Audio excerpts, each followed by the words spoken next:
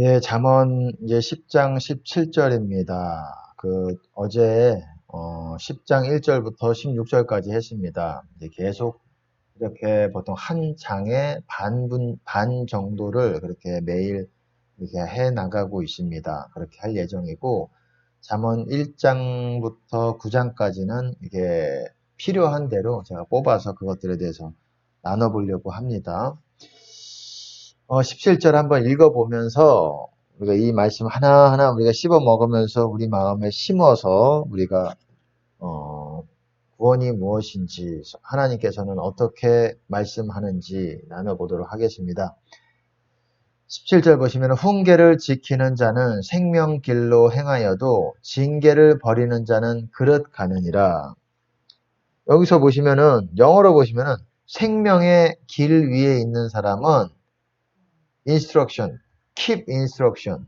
그러니까는 훈계, 하나님께서 이렇게 때리시는 것, 징계라고도 하고, 그걸 instruction, 특별히 이 instruction이 이렇게 뭐 의미가 좀 광범위한 부분이 있는데, 특별히 보통 성경에서는 이렇게 훈계하시면서 가르치시는 그런 것들을 보통 그렇게 말하기도 하는데, 그 이상 여러 가지 하나님께서 우리에게 또 이렇게 가르쳐 주시는 그런 부분들, 우리가 이렇게 주님의 음성 들으면서 하나님께서 이것이 맞다, 저것이 맞다, 이래야 된다, 여러 가지 또 우리에게 깨닫게 해주시고 가르쳐 주시고 음성으로 말씀해 주시잖아요.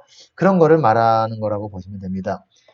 훈계를 지키는 자는 생명길로 행하여도, 생명길을 행하는 사람은 그렇게 하나님께서 우리에게 말씀해 주시는 여러 가지 이거는 잘못됐다, 네가 잘못했다, 이렇게 바뀌어야 된다, 이런 것들에 대해서 지키는 사람이라는 거. 주님의 음성에 이렇게 반응을 하는 사람이지만 반대로 이런 것들을 버리는 사람들. 같은 말이에요. 리프루프는 비슷한 말이라고 보시면 됩니다. 이렇게 하나님께서 우리가 이렇게 신앙생활을 하는 여정 가운데 우리에게 이렇게 말씀하시면서 이건 이거다, 아니다, 이렇게 하지 말아야 된다, 이렇게 여러 가지를 말씀하세요. 혹 안 들으면은 좀 때리는 것 같은 그런 느낌으로도 그렇게 말씀을 하시지만 이런 거에 들어야 된다는 거예요. 들을 때 생명의 길을 간다는 겁니다. 하지만 이것들을 거절하면은 에라 아시죠? 에라 났다. 에라 컴퓨터 에러 났다. 뭐 이거랑 같은 말입니다. 이 말은 이 여기서 지금 드래그 친 부분은 이거는 생명길에서 벗어났을 때 이런 단어를 써요.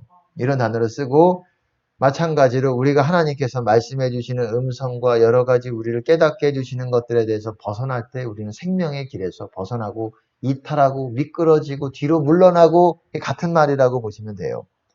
우리는 항상 생명의 길을 가고 있고 이동하고 있어야 돼요. 이것이 계속 우리는 끝없이 가고 있어야 되는 겁니다. 우리가 그렇게 갈 때 우리 안에 있다라기보다도 이 세상 권세의 어떤 그런 영향력을 뛰어넘고 가는 거예요. 그래서 그런 거친 바다의 물결, 영적으로 우리를 덮치려고 하는 그런 것들을 뛰어넘어서 우리는 그 이상으로 그 영역 이상을 걷고 있는 거, 무리를 걷고 있는 거라고 보시면 됩니다. 그 파도의 영향을 받지 않고 무리를 걷고 있는 거예요. 쉽게 말하면 영적인 말입니다. 생명의 길이 바로 그런 거예요. 생명의 길을 가는 것이 바로 영적인 무리를 걷는 것이고 또 우리가 배 타고 이동하는 것과 같은 겁니다. 우리가 생명의 길 가고 이렇게 주님 안에 있다는 것이 그런 거고, 만약에 우리가 사망 권세 안에 있고 주님 안에 있지 못하고 사망 권세 안에 있다면 배가 파손하든지 배가 이 바다의 영향에 이렇게 완전히 무너져 가지고 우리가 어디론가 흘러 떠내려 가든지 그 바다 물결이 악한 파도, 이 사망의 권세, 마귀의 그 영향력을 말하는 거예요. 마지막 그 일으키는 바람, 마귀들이 일으키는 바람들을 말하는 겁니다. 네, 그리고 18절에 보시면은 네, 18절에 미워함을 감추는 자는 거짓의 입술을 가진 자요 참소하는 자는 미련한 자니라. 여기서 뭐 다 중요한 표현이지만 영어로 보시면은 미움을 숨기는 사람은 거짓말하는 입술이다 그렇게 말하고 있어요. 그러니까 성경에서는 잠언에서 특별히 우리가 미워한다라는 건 어떤 사람에 대해서 이렇게 악하게 마음먹고 이런 것이지만 보통 거짓된 거와 관련이 있다라고 말합니다. 이 미워하는 게 우리가 웃으면서 다른 사람이 웃으면서 우리에게 얘기해도 그것이 거짓되고 본인의 유익을 위하고 우리를 망하게 하고 상처 입게 하고 그런다고 해서 그게 사랑이 아니잖아요. 웃으면서 얘기한다고 사랑이 아니잖아요. 그게 더 거짓되고 가증스럽고 이중적이고 외식일 수가 있는 겁니다. 꼭 화를 내는 것도 잘못됐죠. 우리는 좌로나 우로나 치우치지 않고 똑바로 정직하게 사랑의 길을 가야 되는 거예요. 그래서 똑바로 서서 걷는 거를 여러분들이 배워야 됩니다. 생명의 길 위에서. 생명의 길은 똑바로 선 사람만 걸어갈 수 있다라고 말을 하고 있어요. 똑바로 선 사람만. 그래서 주 안에서 서라, 주 안에서 걸어라 그렇게 말하는 겁니다. 근데 여기서 제가 또 중요한 부분은 참소하는 자는 미련한 자니라. 이 부분 보세요 한번. 참소하는 자는 미련한 자니라. 슬렌더. 이게 뭐예요? 비방. 비방이라고. 참소가 비방이죠. 비방을 말하는 사람은 미련한 자다. 미련한 자 아시잖아요. 제가 말씀을 드렸잖아요. 어제도. 성경에서 어리석은 자, 미련한 자. 이거 천국 못 가는 사람들. 그들의 행위가 천국 못 가는 그런 삶을 살고 있는 사람들이라고 제가 말씀을 드렸습니다. 근데 어떤 사람들, 그런 사람들이 어떤 사람들이라고 말합니까? 비방. 비방이 뭡니까? 비방이 뭐죠? 비방이 남 욕하고 안 좋게 얘기하고 헐뜯고 이런 거잖아요. 이게 바로 뭐겠어요? 판단하고 비판하고 신약의 말로 말하면은 비판을 받지 아니하라고는 비판하지 말아라. 예수님은 예수님 말씀 가운데 비판을 하지 말라고 말씀하셨습니다. 그거는 명령이에요. 예수님의 명령이에요. 우리가 저도 마찬가지로 더 제 입에 대해서 이렇게 절제를 해야 되고 여러분들도 그래야 됩니다. 비판할 때 우리는 주님 밖으로 튕겨져 나갑니다. 더 우리가 우리 말에 대해서 이게 사랑의 동기로 말하는 것인지 우리가 그런 참소하는 영에 의해서 그 안 좋은 감정으로 일어나는 것에 우리가 그것에 종되게 순종하는 것인지를 우리가 잘 그것들에 대해서 분별하고 말해야 됩니다. 어떤 것을 통해서 우리가 말하는지가 중요한 거예요. 어쨌든 비방하는 사람은 미련한 사람입니다. 바꿔 말하면 비판하는 사람은 미련한 사람이라. 비판할 때 우리는 천국 못 가는 그런 행위들을 하고 있는 거예요. 비판. 중요합니다. 비판할 때 우리는 천국 못 가는 행동들을 하고 있는 겁니다. 그리고 보세요. 19절. 말이 많으면 허물을 면키 어려우나 그 입술을 제어하는 자는 지혜가 있느니라. 여러분 뭐 다 중요하지만 보통 하나의 절에는 두 개의 문장이 이렇게 들어가 있습니다. 맞물려서 대조적으로 대꾸를 이루고 있어요. 말이 많으면 허물을 명키 어렵나. 우리가 말 많이 하잖아요. 거기에 죄가 들어가 있어요. 죄가 끼어 있어요. 우리가 정말 바르게 말하려고 해도 우리가 말이 그냥 쓸데없이 괜히 막 말하면 스스로 말하고 자랑하는 말을 하고 막 이렇게 우리의 동기가 바르지 않기 때문에 정직하지도 못하고 사랑의 동기로 말하지 못하는 부분들이 많이 있기 때문에 죄가 그 가운데 끼어 들어가 있어요. 죄가 들어가 있으면은 우리의 말이 주님께서 함께 하시기 어려운 날이 됩니다. 항상 조심히 주님과 함께 걸어야 됩니다. 그리고 보세요. 그 입술을 제어하는 자는 지혜가 있느니라. 여러분 성경에서 지혜라는 말을 그냥 똘똘하다, 똑똑하다, 영리하다 이런 차원으로 생각하면 안 됩니다. 지혜는 예수님을 말하는 거예요. 지혜는 주님의 임재를 말하는 것입니다. 그리스도는 하나님께로부터 나서 우리에게 지혜와 의와 거룩과 구속이 되셨느니라. 우리에게 예수 그리스도가 지혜가 되셨다고 말하는 거예요. 예수님은 우리의 지혜예요.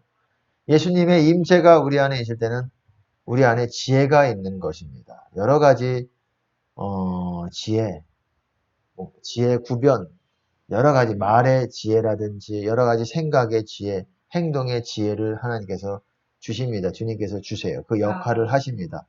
근데 그 입술을 제어하는 자는 지혜가 있대요. 여러분 안에 주님이 거하시려면 입술을 제어해야 된다는 거예요. 주님의 임재예요. 지혜라는 거는 그냥 단순히 영리하고 분별력 있고 머리가 좀 잘 돌아가 이런 게 아니라니까. 천국 가는 사람은 그 입술을 제어하는 사람들, 입술을 절제하는 사람들이라고 말하고 있습니다. 리프레인. 그 입술을 제어해야 됩니다. 이거를 읽으면서 같이 이렇게 저와 여러분이 함께 이 말씀대로 하나하나 심겨져서 그것이 열매를 많이 맺게 되어서 이 열매가 되는 하나님께 영광이 되기를 바랍니다. 20절 의인의 혀는 천은과 같거니와 악인의 마음은 가치가 적으니라. 의인의 혀는 천은과 같대요. 의인의 혀. 악인의 혀는 그렇지 못해요. 악인의 혀는 제가 어저께도 말씀을 드렸지만 악인의 그 행위가 자신 안에 있는 생명샘을 닫는다 그랬잖아요. 생명샘이 우리 안에 열려져 있어야지 우리 입을 통해서 이렇게 나오는 거예요. 의인의 입은 생명의 샘이라 그러잖아요. 왜 입을 통해서 생명수가 나오기 때문에 그래요. 생명의 물이. 생명이 물과 같이 떡으로도 비유가 되지만 물이라고도 비유가 되기 때문에 그럽니다. 내가 주는 물은 영생하도록 솟아나는 샘물이 되리라. 샘물이에요. 그 안에 샘물이 열려져 있어야 돼요. 하지만 악인들, 악한 행동하고 그리고 갑질하고 제가 어제도 말씀드렸지만 권세를 행하고 악하게 행하고 누르고 그렇게 미워하고 그러면서 그것들이 내 안에 있는 생명샘을 막아버린다는 거예요. 그럼 생명수가 나오지 못하겠죠. 그렇게 의인의 혀는 거기서 생명의 물이 나오기 때문에 천은, 순전한 은이라는 거예요. 순전한 은, 정금, 뭐 정은 비슷하게 생각하면 됩니다. 순은. 그렇다고 아주 이 정련된, 연단된 은과도 같다라는 거예요. 우리의 혀가 다 그래야 된다는 거예요. 참된 신자들은 의인이어야 합니다. 참된 신자들은. 제가 뭐 중요한 부분을 할 때 좀, 그렇게 하고,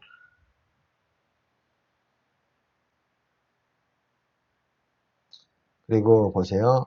21절 보시면, 의인의 입술은 여러 사람을 교육하나 미련한 자는 지식이 없으므로 죽느니라. 지식이 없다라고 하지만은 지혜가 없다라 그러잖아요. 영어로 보시면 wisdom. 지혜가 결핍돼서 죽는다. 영적으로 죽는 거예요. 지혜가 없어서 죽는 거예요. 이게 영적으로 죽고 외적으로도 망합니다. 근데 의인의 입술은 여러 사람을, 많은 사람을 먹인다. feed many. 많은 사람들을 먹인다. 의인의 입술만 그렇다는 거예요. 목회자들 중에서 의인이라는 게 제가 말씀드렸듯이 천국 가는 사람들인데 목회자들이 천국 가는 사람들이 적기 때문에 그 입술의 말이 여러 사람을 먹이지를 못한다는 거예요. 영적으로 먹이지를 못해요. 그냥 본인이 강대상에서 얘기하죠. 하나님과 상관없이 그냥 말씀을 가르치는 거예요. 성령이 전혀 없는 내 말은 신학을 얘기하는 거예요. 논쟁거리들을 얘기하면서 자기 생각 얘기하는 거예요. 그게 설령 맞더라도 그걸로 다른 사람들을 먹일 수 있는 게 아니고 죽이는 거예요. 내가 죽어 있으면 그 말이 죽이는 말이 되는 것입니다. 내가 살아 있어야 다른 사람들을 살리는 말이 되는 거예요. 그러니까 목회자 강대상에만 섰다고 되는 게 아니고 내 영이 깨어 있어야 되는 거예요. 뭐 여기 계신 분들 중에는 또 그리고 유튜버를 듣고 계시는 분 중에는 목회자들의 부르심이 있는 분들이 있기 때문에 제가 이런 말씀들을 나누는 겁니다. 그리고 들으시는 목회자분들에게도 또 이것들에 대해서 유념할 수 있도록 정말 의인의 입술이라고 의인의 입술이 많은 사람들을 먹인다 이거예요. 악인은 죄인은 우리가 죄 가운데 거하는 사람들은 말씀을 나눠도 먹일 수가 없다라는 거예요. 그거를 아셔야 돼요. 의인의 입술만 먹이는 거예요. 많은 사람들을. 의인도 많은 사람들, 더 많은 사람들을 먹이는 사람들이 있고 더 그렇지 못할 수도 있고 미련한 자는 악인이 있죠. 미련한 자가. 제가 말씀을 드렸잖아요. 제가 다시 말씀드릴게요. 성경에서 잠언에서 보시면 악인 나오지만 의인은 천국 가는 사람들을 말하는 것이고 악인은 지옥 가는 사람들을 말하는 것입니다. 지혜로운 사람과 어리석은 사람이 나옵니다. 이 잠언에서 또 그것도 지혜로운 사람도 천국 가는 사람들을 말하는 거예요. 그냥 영리하고 똑똑하고 분별력 있고 뭐 머리 잘 돌아가고 이런 게 아니에요. 머리 잘 돌아가도 미련한 사람, 어리석은 사람이에요. 어떤 사람들은. 많은 사람들이 그래. 머리 잘 돌아가도 자기 꾀에 넘쳐서 1장에 보시면 어떻습니까? 자기 꾀에 채워지리라, 배부르리라. 영어로 보시면 자기 꾀의 열매로 자기가 채워질 것이다. 사람은 자기의 말과 행위에 그런 열매로 채워지게 되는 거예요. 그래서 우리의 삶 하나하나가 스테이지예요. 거기서 어떤 열매를 맺는지 이런 시간을 통해서 우리가 어떤 선택을 하고 하나님을 선택하고 아니면은 나 스스로를 선택하고 마귀를 선택하냐 그래가지고 어떤 열매를 맺느냐입니다. 누구를 통해서 말하느냐에 따라서 그 통해서 말하는 이의 열매를 맺는 거예요. 내가 하나님을 통해서 그리스도를 통해서 말하면 그리스도를 위한 열매를 내는 거고 마귀를 통해서 말하면 마귀에 합당한 마귀가 좋아할 만한 열매를 내는 거예요. 그러니까 우리는 시간에 항상 충성되게 시간이라는 걸 하나님께서 만드신 거는 앞으로는 다가올 세계는 영원한 세상이잖아요. 새하늘과 새 땅은 영원한 세상이지만 하나님께서 시간을 주신 거는 바로 우리를 달아보시기 위해서라고 생각을 합니다. 이 시간 하나하나에 너희가 충성할 수 있느냐. 우리가 그래야 됩니다. 저부터도 그러고 싶습니다. 마지막 때 이제 부흥이 오면 완전하도록 헌신된 그런 자리로 들어가야 돼요. 저뿐만이 아니라 그래야 그 불을 끝까지 예수님 재림하실 때까지 기름 충만한 상태로 유지하지 부흥에 불 받아도 나중에 미련한 기름 없는 처녀가 될 수가 있어요. 부흥에 불 받았다고 끝나는 것이 아니에요. 부흥 불 받아서 기름 다 날아가고 내 뜻대로 행하다가 내 마음대로 만나고 싶은 사람 만나고 그 사람이랑 얘기하면서 기름 다 날아가고 하나님이 없는 곳에 여러분들 가지 마세요. 다 여러분의 손해예요. 3대 신자들에게는 기름 날려가는 소리가 들으셔야 돼. 그 소리를. 그 소리가 귀로 드는 게 아니라 마음으로 들을 수 있습니다. 우리가. 22절 여호와께서 복을 주심으로 사람으로 구하게 하시고 근심을 겸하여 주지 아니하시느니라. 하나님이 주시는 복. 하나님의 신명기가 어땠습니까? 들어가도 복 받고 나가도 복 받고 네 손으로 하는 모든 일이 네 창고가 복 받을 것이다. 네 자녀의 네 몸의 소생이 뭡니까? 자녀들이죠. 네 자녀들도 복 받는다. 네가 키우는 고양이 개도 복 받는다. 네 몸 이 우양의 새끼, 짐승의 새끼도 복 받아요. 그러니까 사람이 하나님께 복을 받으면은 그 사람이 키우는 소나 돼지나 다 복 받게 돼 있는 거예요. 그들도 그냥 이 새끼들을 잘 낳고 다산하고 그런 축복이 뭐 그냥 오는 게 아니야. 하나님으로부터 오는 거예요. 그냥 우리의 노력으로 되는 것이 아니라 뒤에 보시면은 사람이 싸울 날을 위해서 마병을 준비하거니와 승리는 여호와께로부터 나느니라. 마병을 준비한다. 이게 무슨 말이겠습니까? 우리가 싸울 날을 위해서 뭔가 미래의 어떤 것들을 위해서 우리가 대비하고 뭔가 전투를 위해서 그리고 뭔가 그런 것들을 위해서 우리 계획, 사업이든 뭐든 우리가 계획을 하고 준비하지만 이김을 주시는 것은 하나님으로부터 나온다는 사실을 여러분 빨리 깨달아야 됩니다. 하나님 없이 여러분이 스스로 이렇게 뭔가 해가지고 여러분의 지혜로 여러분의 세상 지혜로 여러분의 계획으로 여러분의 길대로 해가지고 하나님은 여러분을 만약에 사랑하신다면 그런 여러분을 사정없이 무너뜨릴 겁니다. 여러분을 만약에 사랑하신다. 왜냐하면 무너져야 돼요. 그거를 깨달아야 돼. 내 길로 내 생각대로 하는 게 내 생각으로는 굉장히 그것이 지혜로운 것 같고 그게 무너져야 돼요. 그래야 하나님의 길을 하나님과 온전히 걸을 수 있는 동행하는 그런 길을 정도로 그런 길을 갈 수가 있는 거예요. 그렇기 때문에 여러분은 사랑하면 사랑할수록 여러분이 스스로 길 가고 내 마음대로 살고 내 길대로 내 뜻대로 내 생각대로 하나님의 뜻을 물어보지 않고 그렇게 한다면 하나님은 사정없이 무너뜨리십니다. 여러분을 사랑해서 그런 거예요. 사랑하지 않으면 악인의 형통이 따라가요. 그거는 못 말리는 거예요. 그거는 그 사람은 그러다가 언제 죽을지 모르는 도살장으로 끌려가고 있는 목줄에 매여 있는 가고 있는 상황이라고 보시면 돼요. 희희낙낙거리면서 자기는 도살장에 끌려가는지 모르고 그거랑 똑같다고 보시면 돼요. 언제 쳐 죽을 줄 모르는 그런 짐승과도 같다고 보시면 됩니다. 악인이 형통하다. 내가 죄를 짓고 사는데 나는 형통해. 내가 그래도 지혜가 있고 내가 아버지한테 머리가 좋아. 내가 부모님 닮아서 머리가 좋아. 그래서 내가 내 힘으로 다 할 수 있어. 이거 여러분 여러분 도살장으로 끌려가는 거라고도 할 수가 있어요. 하나님이 그거를 제어하지 않으신다면 여러분은 빨리 무릎 꿇고 회개하셔야 됩니다. 악인의 형통은 도살장이라고 보시면 됩니다. 무서운 거예요.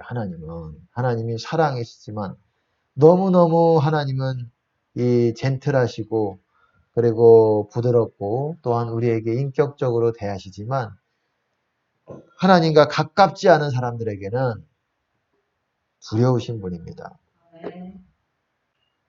보세요. 그리고 23절 미련한 자는 행악으로 낙을 삼는 것 같이 명철한 자는 지혜로 낙을 삼느니라. 항상 잠언의 표현이 미련한 자 그리고 지혜로운 자 이렇게 여기서는 명철한 자라고 돼 있죠. 여기 보시면 명철한 자 여기는 미련한 자 화면 보시면 그리고 행악으로 낙을 삼는 것 같이 악을 행하는 것이 영어로 보시면 스포츠 아시죠? 스포츠 악을 행하는 것이 스포츠로 하나의 스포츠같이 여긴다는 거예요. 악을 행하는 사람. 그러니까 즐긴다는 거예요. 악이 죄예요, 죄. 불법을 즐긴다라는 거예요. 그거를. 아주 스포츠같이 막 자기의 어떤 꾀와 이런 것들을 통해서 이뤄나가는 게 아주 재미가 들렸어. 아주 신들린 거예요. 마귀 신들린 거예요. 그래가지고 재미를 느낀다고. 죄 짓고 이런 게. 미련한 사람일수록 그래요. 고집 세고 자기 계략이 아주 고집이 강하고 딱딱합니다. 마음이 깜빡하고 딱딱하고 그대로 밀어붙이고. 근데 명철한 자는 지혜로 wisdom 주님이세요. 지혜가 주님을 소유한다라고 말을 바꿔서 말하면 주님을 낙으로 삼는다라는 거예요. 주님 만나는 거를 낙으로 삼는다. 미련한 사람일수록 이 죄를 스포츠로 여긴다 이거예요. 아니 그렇게 말하잖아요. 여기서 죄인에게는 미련한 사람에게는 그렇게 행악하고 다른 사람에게 악을 행하고 못되게 행하고 이걸 스포츠로 삼아요. 하지만 참된 신자들은 선을 행하고 다른 사람들에게 사랑을 행하면서 주님을 만나고 그런 지혜를 받고 그런 거를 하나님의 지혜로 다른 사람에게 필요한 것들을 공급하고 사랑을 행하고 이런 것들을 스포츠로 생각한다는 거예요. 그러니까 완전히 양상이 다른 거지. 스포츠예요, 스포츠. 재미있습니다. 참된 신자들은.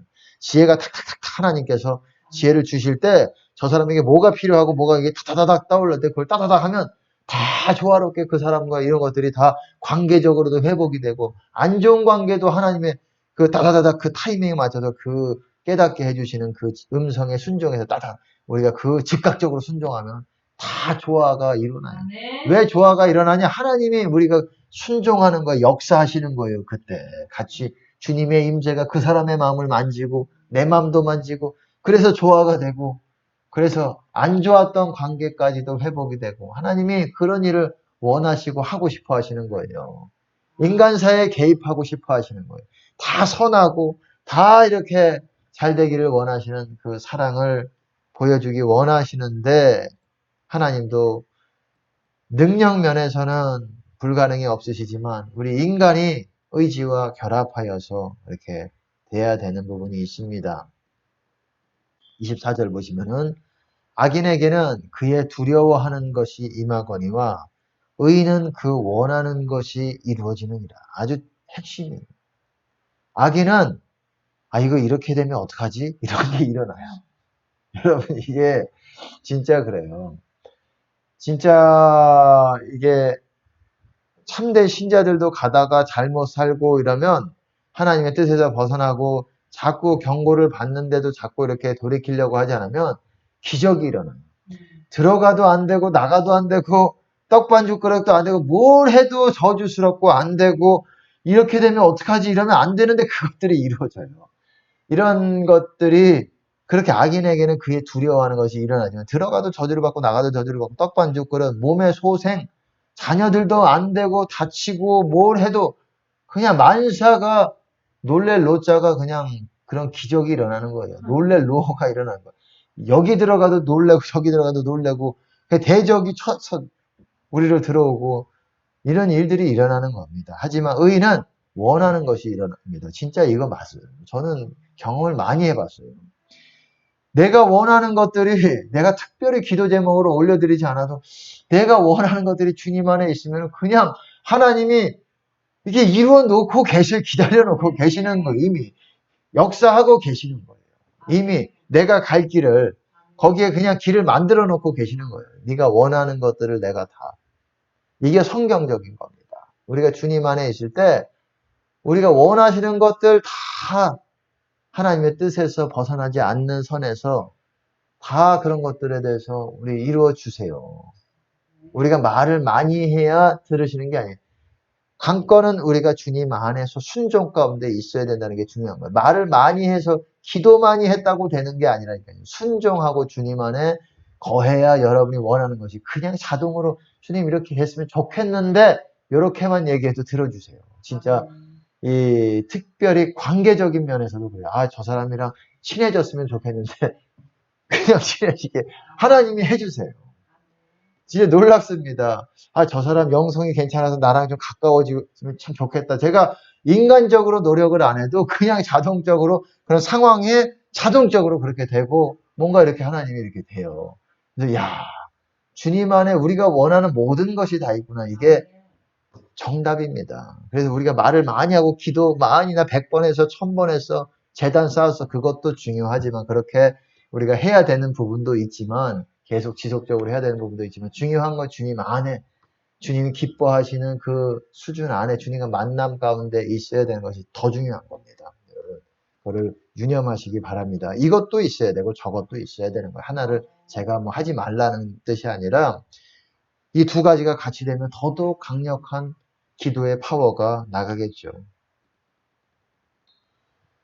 25절 회리바람이 지나가면 회리바람이 뭐냐니까 회오리바람, 회오리바람, 펄윈드예요. 회오리바람. 성경에서 구약에서도 그렇고 회오리바람이라는 건 뭘 말하냐면 예? 예, 광풍이라고도 말하고 회오리바람이라는 거는 이 유대인들 이스라엘 민족을 하나님이 치시기 위해서 회오리바람을 내가 불어서 이스라엘을 이렇게 흩어지게 열방에 그들이 알지 못하는 열방에 흩어지게 한 것 같이 이런 표현들이 나와요. 그러니까 회오리 바람이라는 건 재앙을 말하는 거예요. 재앙. 이게 상징적으로 이런 비유를 사용해서 하나님께서 말씀하시잖아요.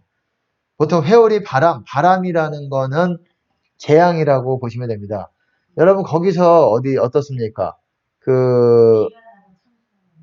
예, 바람 거기서도 나오고 또 요한계시록 7장에 보시면은 예, 내 바람의 땅끝에서 내 바람 천사가 바람 붙잡고 있어요. 아직 불지 못하게 해라. 예, 그것들이 인치기까지는 아직 거기 예, 환란을 아직 하지 말라는 거예요. 쉽게 말해서 이스라엘이 아직 지금 제대로 신앙이 이제 들어오기 전까지는 하나님께서 예, 인치기 전까지는 아직 붙잡고 있어라. 그렇게 말씀하시는 거예요. 여기서도 회리바람 같은 거라고 보시면 됩니다. 재앙이에요. 어떤 재앙이 여러 가지 재앙이 있겠지만 보통 열방의 주변의 나라의 가운데서 이런 그런 공격하는 거 그것들을 또한 회오리 바람이라고도 그렇게 선지서에서 보시면 그렇게 표현하고 있어요. 그렇게 표현하는 부분들이 있어요. 보통 회오리 바람을 그렇게 비유적으로 사용하세요. 선지서에서 보시면은 이제 나중에 제가 이런 기회가 있을 것입니다. 선지서를 같이 보게 될 때 아주 선지서도 아주 정확하게 일관되게 써진 책이에요. 그냥 이렇게 해석하면 이 의미고 저렇게 해석하면 저 의미가 아니에요. 아주 정확합니다. 회오리 바람이 지나가면 악인은 없어져도 그러니까 악인은 없어진다는 게 뭐예요? 그때 심판받고 악인은 그냥 지옥 가는 거예요. 의인은 영원한 기초 같으니라. 의인은 회오리 바람이 지나갈 때 그렇게 에버레스팅 파운데이션, 영원한 파운데이션, 주님 안에서 파운데이션이라는 것은 주님 안에 그 거처를 확고하게 세우게 된다는 거예요. 그 환란 가운데서도. 그러니까 하나님께서 참된 의인에게는 환란을 허락을 하십니다. 핍박과 어떤 어려움들을 재앙을 허락을 하시고 그거를 통해서 그 사람이 연단되어져서 확고하게 이 기초가 영적인 기초 주님 안에 거하는 것이 확고하게 다져질 수 있도록 하나님께서 또 일하십니다. 그때 또한 회오리 바람을 통해서 악인들은 없애버리는 거예요. 그냥 지옥 보내는 거예요. 두려운 것입니다. 여러분, 두려운 것이에요. 의인과 악인이 어떤 차이라고 제가 말씀을 드렸죠. 의인은 모든 죄에서 회개하고, 물론 죄를 안 짓는 거는 아니라고 말씀드렸어요. 안 짓는 사람은 세상에 아주 없다라고 말씀을 드렸습니다. 전도서에 그런 말씀이 있고. 그렇지만 늘 회개하면서 주님을 만나는 사람들, 그렇게 의가 뭡니까? 의가 주님이잖아요. 주님을 만나는 사람들. 악인은 그렇지 않은 거예요. 주님 버린 사람들이에요.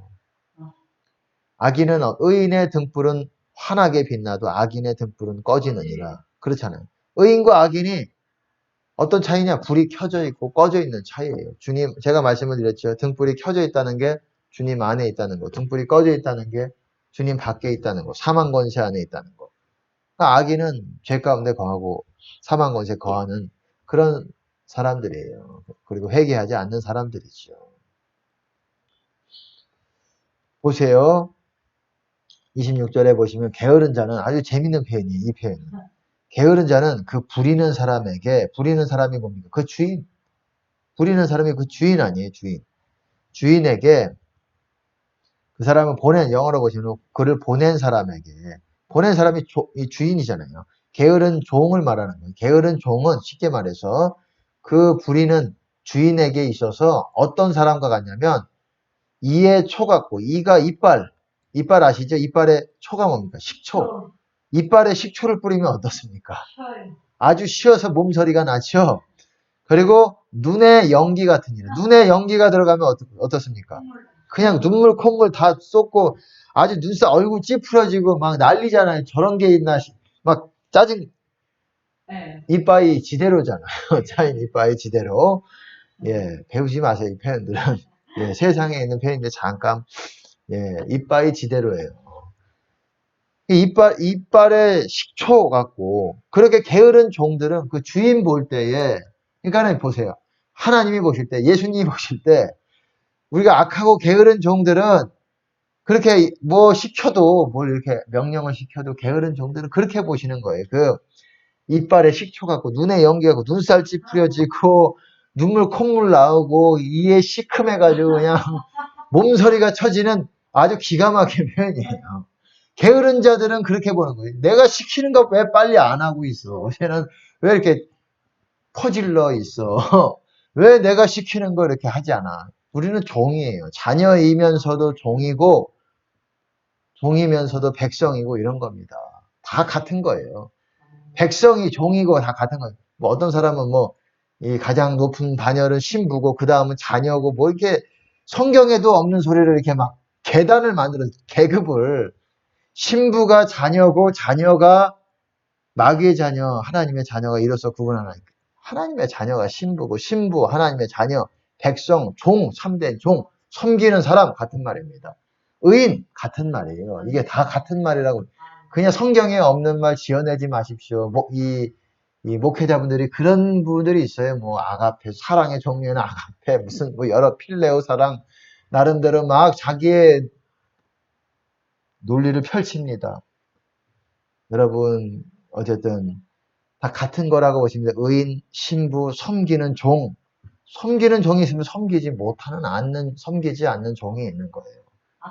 예, 내가 그들을 아들과 같이 여겨서 말라기서에서 그런 말 있잖아요. 의인과 악인을 분별하고, 그리고 섬기는 자와 나를 섬기는 자와 나를 섬기지 않는 자를 분별하리라. 너희가 그렇게 될 거라 그렇게 말하잖아요. 같은 말이에요. 섬기는 사람이 종이고, 그런 사람이 신부고, 물론 거기에 영적으로 더 높은 반열에 있는 사람들은 있겠죠. 그렇지만 뭐 신부가 더 높은 거고 자녀가 그 다음이고 그 다음에 뭐냐 또 뭐 이렇게 헷갈려요. 그냥 뭐 알려고 하지 마세요. 간단합니다. 의인 아니면 악인이에요. 성경에서는. 천국 가는 하나님 볼 때 제가 천국 반열에 들어있는 사람인지 아닌지 이 두 가지로 다 분류가 되는 거예요. 네, 재밌지 않습니까? 잠언이 참 재밌어요. 이게 하나님 말씀이라는 거예요. 이빨에 식초 같고 눈에 연기 같다라는 거예요. 게으른 종들을 보면은 하나님이 보실 때 왜 시킨 거를 안 해? 그래가지고 이빨에 그냥 시큼하다는 거예요, 그냥. 네, 일을 가는 거예요, 일을. 진짜 어떻게 칠 수도 없고, 하나님도 사랑이시기 때문에, 노하기를 더디하시기 때문에 쉽게 노하지를 않으셔요. 두고 보십니다. 그때 두고 보실 때 회개를 해야 돼요. 27절에 여호와를 경외하면 장수하느니라.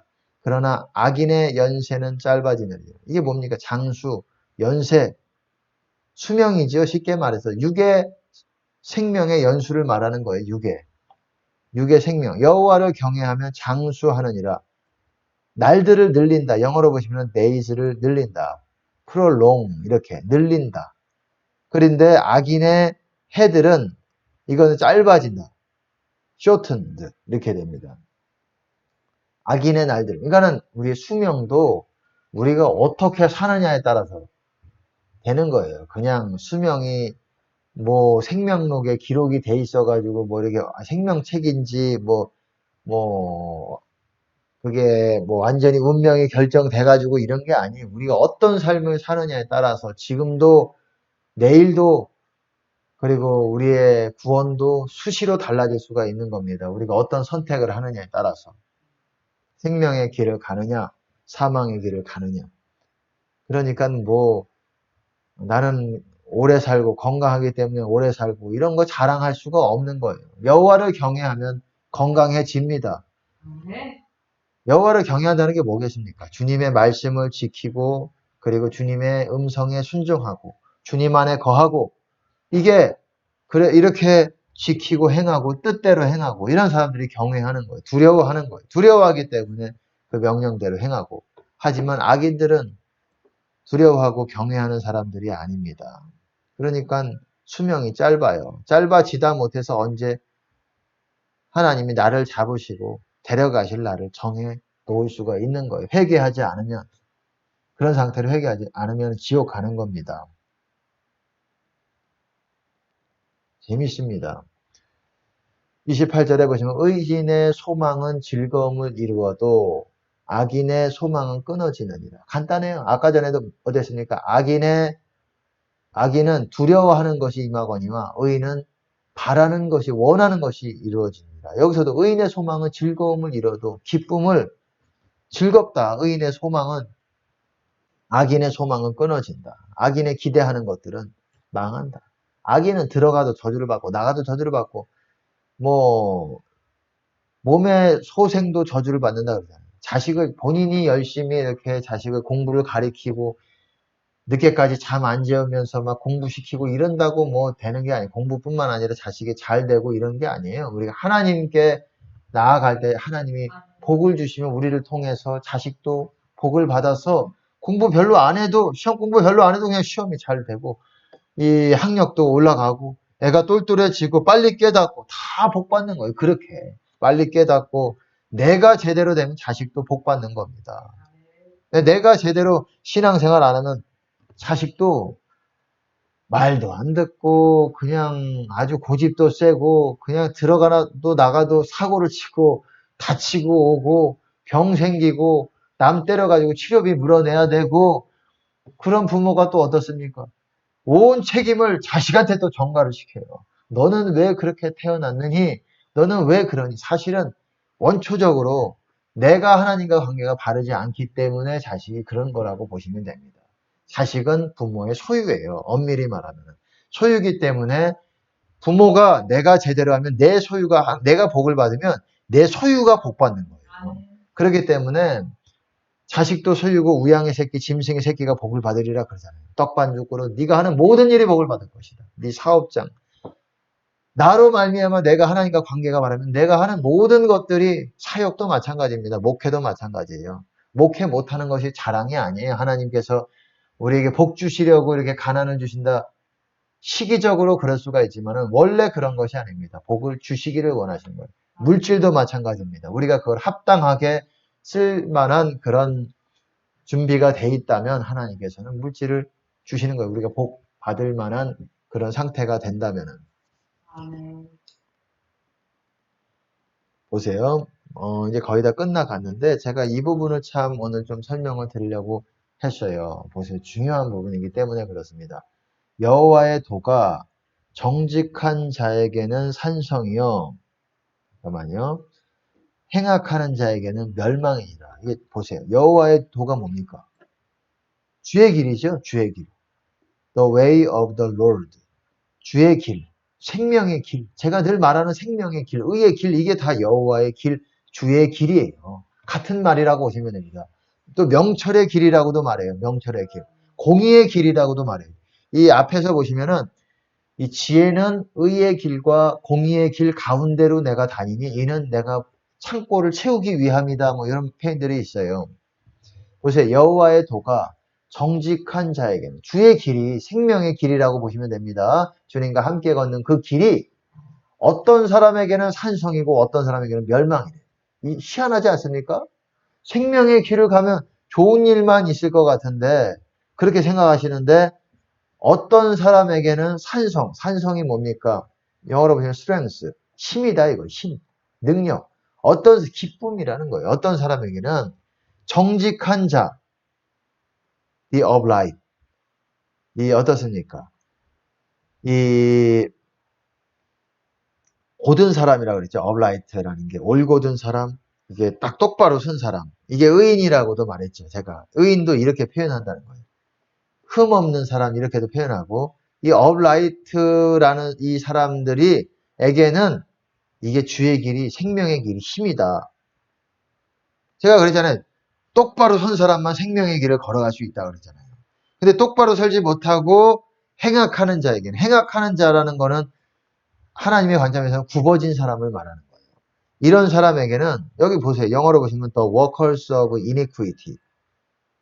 이게 뭡니까? 불법을 행하는 자들아. 예수님께서 그렇게 말씀하셨잖아요. 행악하는 자들아. 내게서 떠나가라. 내가 도무지 알지 못한다.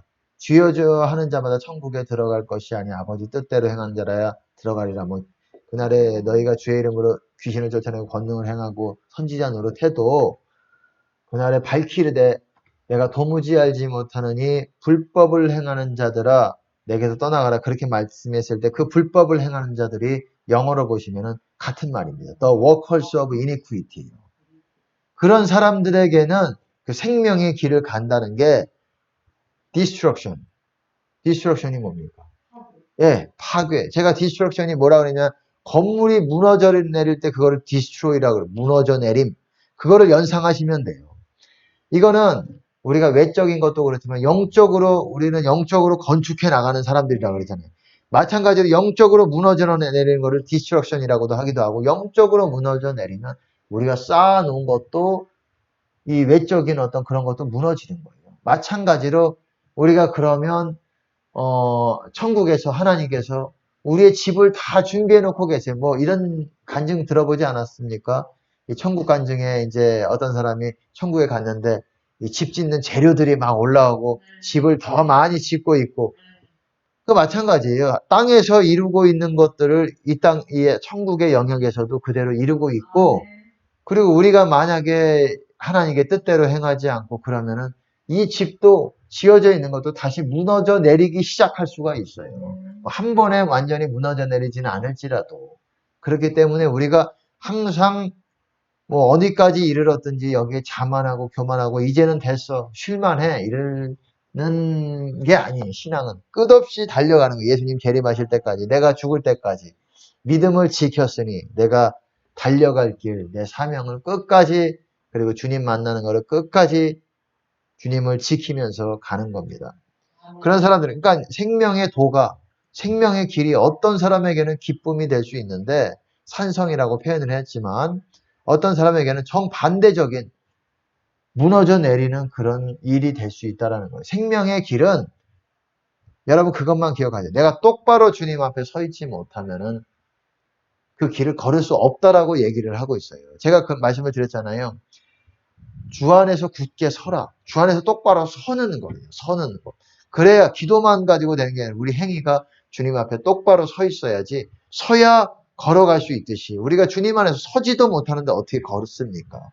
우리 행위가 똑바로 올곧게 하나님 앞에 딱 시선을 하나님께 바라보고 가는 거를 똑바로 걷는 거를 여러분들이 배워야 됩니다. 하나님 앞에 말하는 거, 똑바로라는 거죠. 구체적으로 말하면 여러분의 말과 행위가 하나님 앞에 흠없고 좌로나 우로나 치우치지 않고 굽어져 있지 않고 뭔가 이렇게 치우쳐져 있지 않고 시선과 우리의 행동과 말과 이런 것들이 브레이크 밟고 나가든 뭐 이런 모든 것들이 바로 이렇게 걸을 수 있는 그게 돼야 주님과 동행하는 준비가 여러분들이 되는 거예요. 그래야 동행한다는 게 생명의 길을 걷는 거잖아요. 우리가 주님과 동행한다는 게 생명의 길을 같이 걷는 거예요. 제가 근데 여기서 좀 나누고 싶은 게 21절에 21장에 15절에 보시면은 비슷한 표현이 있어요.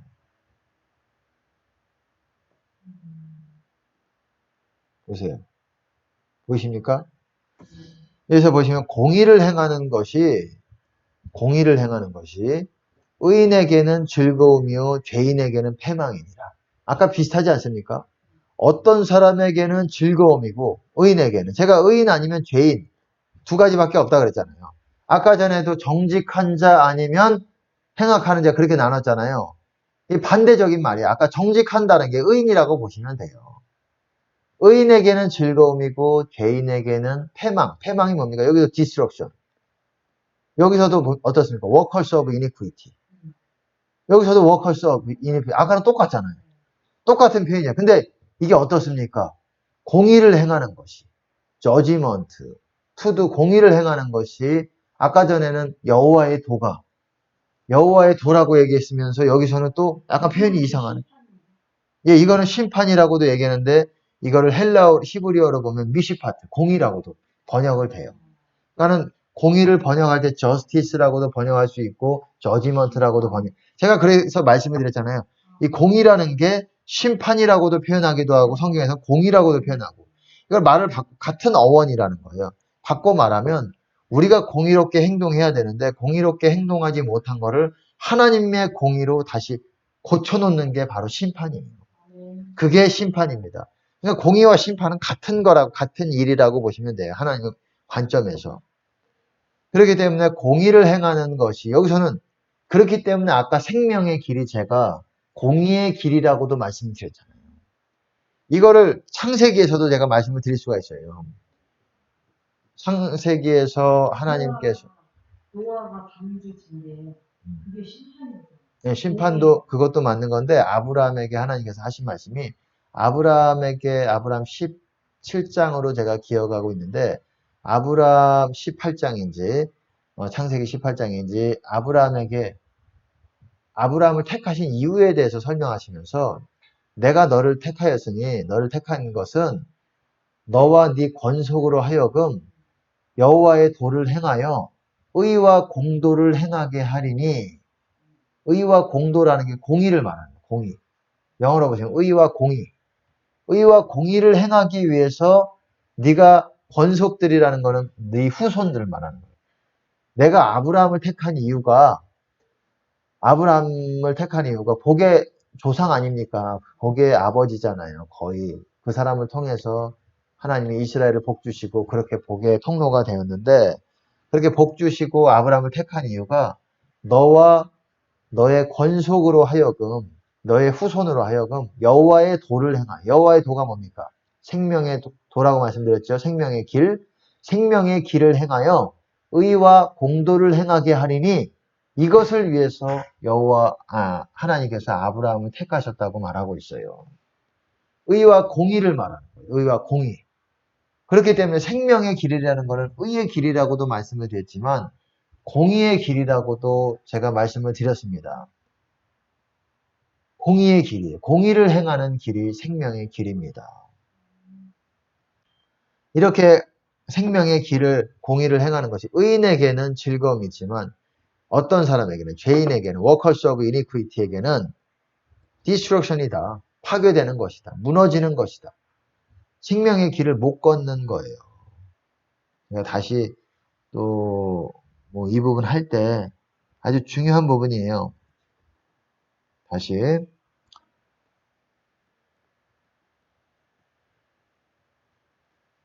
보면 보겠습니다. 어쨌든 워커스 다시 10장 29절에 보고 이제 넘어가겠습니다. 아주 중요한 표현입니다.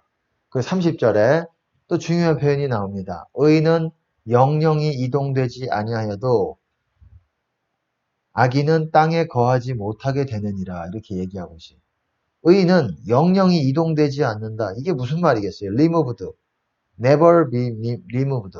이게 당시에는 가나안 땅에서 이렇게 흩어지지 않게 쫓겨나지 않는다라는 걸 말하고 있지만 악인은 땅에 거하지 못하게 되느니라. 악인은 땅에서 뿌리가 뽑히느니라. 제가 2장에서도 보여드렸죠. 잠언 2장에서도 그러잖아요. 의인은 그 땅에 계속 거하지만 정직한 자와 의인은 땅에서 계속 거하지만 악인과 그런 사람들은 죄인들은 땅에서 뽑힐 것이다. 그렇게 말씀드리잖아요. 땅에서 뽑힌다는 게 무슨 말이에요? 나무도 아니고 왜 우리가 땅에서 뽑히냐? 이 가나안 땅에서 당시 뽑히는 것인데 버림받는다는 것을 그러니까는 그렇게 표현을 해야 합니다. 제가 이거는 신명기서에서 전에도 말씀드렸기 때문에 깊게 꼭 말씀을 안 드리려고 합니다. 이해가 되시나요? 네. 예. 의인은 계속 그 땅 가운데, 쉽게 말해서 신약의 말로 말하면 의인은 주님 안에서 이동되지 않고 계속 그 가운데서 거하면서 뿌리를 깊이 받고 계속 그 안에서 자라가지만 악인은 그 땅에 거하지 못한다. 주님 안에 거하지 못하고 뿌리 뽑혀서 그 땅을 상속받지 못한다라는 겁니다. 주님 안에 있다는 건 땅을 우리가 받는 거예요. 땅이에요. 땅. 주님 안에 있다는 거. 우리는 원래는 다른 땅 안에 있었어요. 다른 땅에 세상 권세에서 땅에 있다가 새로운 땅으로 우리가 이전을 한 거예요. 아주 중요한 것입니다. 31절에 보시면 의인의 입은 지혜를 내어도 보세요. 지혜라는 게 그냥 똘똘한 말, 영리한 말, 분별력 있는 말 이런 게 아니라고 말씀드렸어요. 예수님이 주님의 임재. 의인의 입을 통해서 주님을 느낄 수 있다라는 거예요. 지혜를 내어도. 이 잠언에서 보시면은 몇 장인지 제가 정확하게 기억이 안 나는데, 잠언에서 보시면은, 그, 지혜는 3장입니다. 18절에 보시면은, 잠언 3장 18절에 보시면, 지혜는 제가 킹제임스 흠정역으로 읽어드립니다. 지혜는 그것을 붙잡는 자들에게 생명나무니, 그것을 간직하는 자는 다 행복하도다. 복이 있단 말이에요. 네. 지혜는 생명나무래요. 생명나무. 지혜가 그것을 얻는 자에게 생명나무라는 거예요. 그래서 지혜를 그냥 뭐 영리하다 이렇게 생각하시면 안 돼요. 그 입이 굉장히 말 잘한다, 말빨 있네 이런 게 아니라고. 세상적으로 해석하면 안 돼. 의인의 입은 그 입을 통해서 생명샘이라고 그러잖아요. 생명이 흘러나오는 거예요. 주님의 임재가 느껴지고 은혜가 흘러나오고 은혜의 생수가 생명수가 흘러나오게 되는데 입은 지혜를 내어도 패역한 혀가 뭡니까? 교만한 혀를 말하는 거예요. 악인의 혀, 교만하고 막 이렇게 자기 자랑하고 이런 혀들은 cut out. 이게 무슨 말입니까? 잘려진다. 실제로 이게 잘려질까요? 혀가? 악인들의 혀가 잘려지나요? 이게 비유적으로 말하는 거예요. 잘려진다라는 거는 바꿔 말해서 지혜를 못 내게 된다라는 거예요. 이해가 돼야 됩니다. 이게 굉장히 중요한 표현이에요. 의인의 입은 그 입술을 통해서 입술의 입을 통해서 생명의 말을 하는데 악인의 혀는 계속 자기 자랑하고 자기가 휘어잡는 뭐 그런 소리 하고 인간적인 말하고 이러면 더 이상 지혜를 내지 못하는 생명의 샘이 되지 못하는 그런 혀가 하나님 보실 때 그런 혀의 기능을 역할을 하지 못한다. 그 혀가 잘려지게 된다는 거예요. 그러니까 말로써 그 사람의 영성을 알 수가 있는 거예요. 저 사람 혀가 없구나. 모든 의인은 제가 말했잖아요. 모든 의인은 하나님의 음성을 대언하면서 이렇게 은혜를 생명의 샘이라고. 그 차이는 있지만은 사람마다 그 분량은 있지만은 이 자신의 영성과 하나님이 얼마나 있는지 그리고 아는 말에 따라서 그게 차이가 있겠지만 그 말을 통해서 은혜가 흘러나갑니다. 예. 항상 그러지는 않을 수 있어도 이렇게 흘러나가요. 흘러나가고 이렇게 흘러나가고 이게 됩니다. 근데 악인은 cut out, 잘려진다는. 악인의 혀가, tongue shall be cut out, 잘려진다. 실제 잘려진다는 게 아니라 더 이상 입술을 통해서 그런 말을 못하게끔 그런 상태로 된다라는 거예요. 그러니까 그 사람 말하는 거 보면은 그 영적 상태를 아는 거예요. 저 사람이 악인의 반열에 있는 사람인지 의인의 반열에 있는 사람인지 말로써 하는 거예요. 이 말로써 열매가 나오게 되는 거예요. 악인도 악한 열매들이 그 입술을 통해서 나오는 거예요. 그게. 악한 열매가 뭐냐? 악한 열매가 들어오게 되면 내 안에 있는 영성이 자꾸 죽어져요. 자꾸 이렇게. 악한 열매들이 이렇게 나오는 거예요. 그 입을 통해서. 그래서 목회자들도 여러분들이 잘 분별하셔야 됩니다. 맞는 말 같아도 하나님께서는 보시는 부분은 영적인 세계에서는 악한 열매들이 나올 수가 있어요. 맞는 말이지만, 말씀을 하는 맞는 말이지만 악한 열매들이 그 입을 통해서 나오면 다른 사람들의 영을 죽이는 거예요. 있던 불도 꺼지게 만드는 거예요.